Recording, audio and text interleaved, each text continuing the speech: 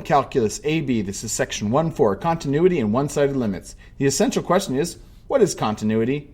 Let's begin. So to be continuous means that there's no interruption on a graph.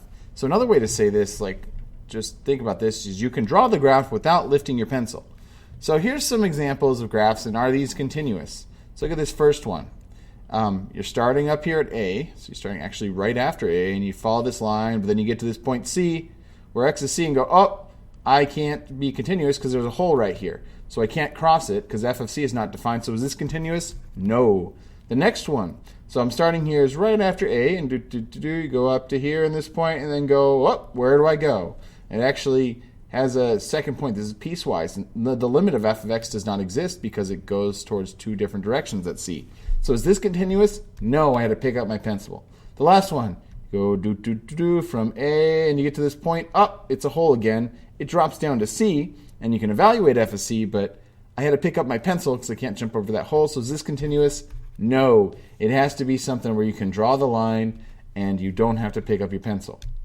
So some definitions of continuity. Let's talk about the continuity of a point. So a function's continuous at a point C when three conditions. You can actually define f of c, and the limit exists at f of x as x approaches c, and the limit is that f of c. So basically you can evaluate f of c for the limit.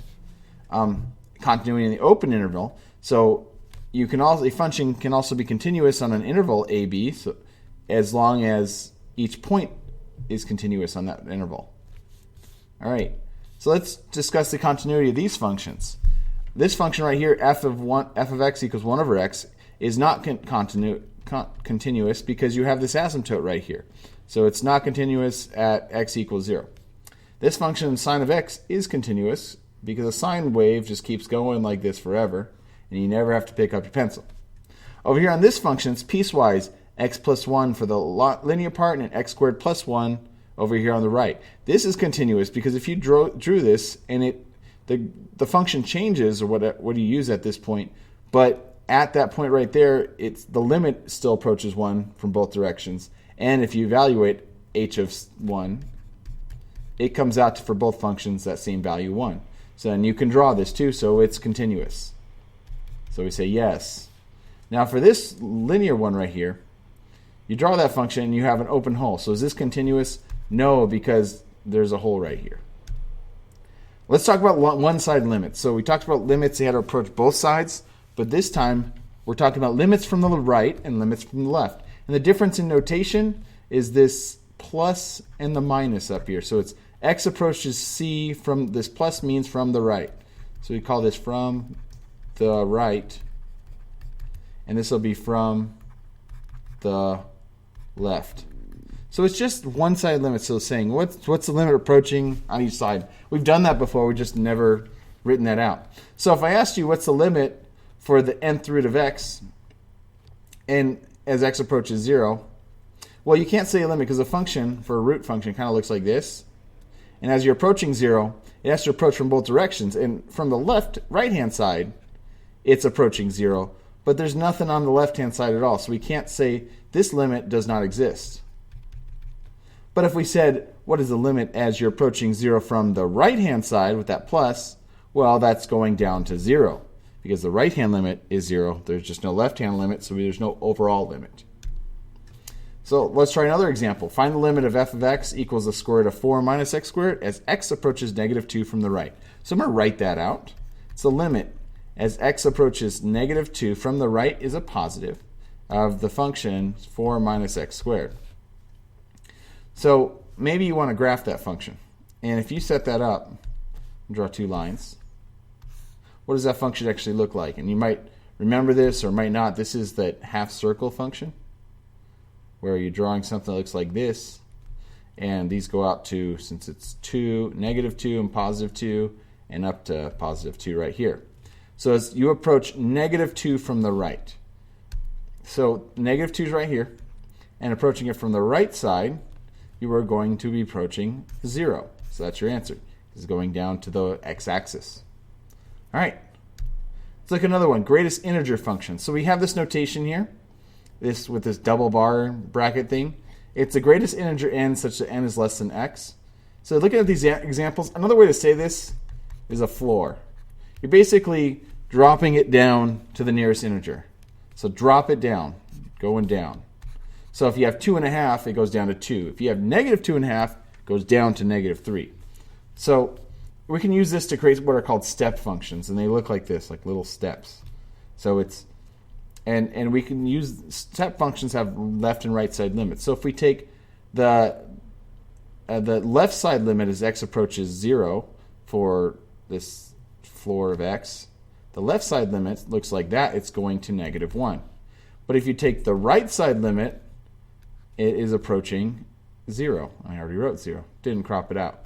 All right, let's talk about the definition of continuity in a closed interval. So a closed interval means that you have this notation like this, where you have the hard brackets. That means it's a to b, but it also includes a and b. And we have this a sketch of a curve like that right here. So a function can be continuous if the line on this interval, the open part of the interval, is continuous, but you can also have a limit as the limit as f of x as a approaches from the right-hand side is what it evaluates to. So basically, as you're going to the right, it goes to this value, and this comes out to f of a. And then for f of b, as you're approaching b from the left, b from the left-hand side, it's approaching this value right here, which comes out to f of b. So you got to have that continuous and the two endpoints. Some properties of continuity, and it's similar to what we saw properties before. I think it was the last video with the limits. But your scalar, sum or difference, product, quotient. So you're still continuous when you multiply, add, subtract, and multiply and divide functions. Multiply by a number, add, subtract, multiply and divide functions. It's still continuous. Intermediate value theorem. So intermediate value theorem, this is used to say that you have some interval, a to b, and it's closed interval, and f of a, so you're basically the left-hand side y value does not equal f of b, the right-hand side y value. And k is some number between f of a and b, so k is some number between those y values. Then there's at least one number in c in the closed interval ab such that f of c equals k. What does this mean? So you have this range. So you have f of a, f of b, you have this continuous closed interval right here. It means that if you have a point up here, you start f of a at this number, and f of b is at a different number, that means basically every point in between there exists. Or k could be any point in between those two numbers, any y value, there's going to be some corresponding x value, or maybe more than one. So in this case, for this k, there's 3 corresponding y values. So here's an example where this wouldn't be the case. You have your f of a to f of b, but you can have this doesn't work for intermediate value because this is not a closed interval. And because of that, you have a k value right here where there is no corresponding y value. There's this opening hole right here. So that doesn't work. So we're going to use that intermediate value theorem to show that this polynomial function here has a 0 on this interval 0 to 1. So if it's on this interval 0 to 1, we're going to prove that it's closed. So I'm going to go find f of x, and if you're looking at those properties, okay, I want to find f of 1, f of 0, and find f of 1. Those are the two ends, right? The interval, this 0 is my a, and this is 1 is my b. So f of 0, if you're plugging that in, you get 0 cubed plus 2 times 0 minus 1. It's just come out to negative 1. F of 1 is going to be, let's see, 1 cubed plus 2 times 1 minus 1. It's going to be 1 plus 2 minus 1, so 3 minus 1 is going to be 2. So our range here, our y values, are going to go from 2 down to negative 1. Since our y values are going from 2 to negative 1, and let's draw that graph better. It's going up to 2 and down to negative 1. Now, it has a 0. So does it have to have a 0? Well, yes, because 0 is a number that's between 2 and negative 1. So therefore, it does have a 0. The way you prove this is you prove those two endpoints. And I'm not sure how to write that out. All right. Didn't see that slide. That's it.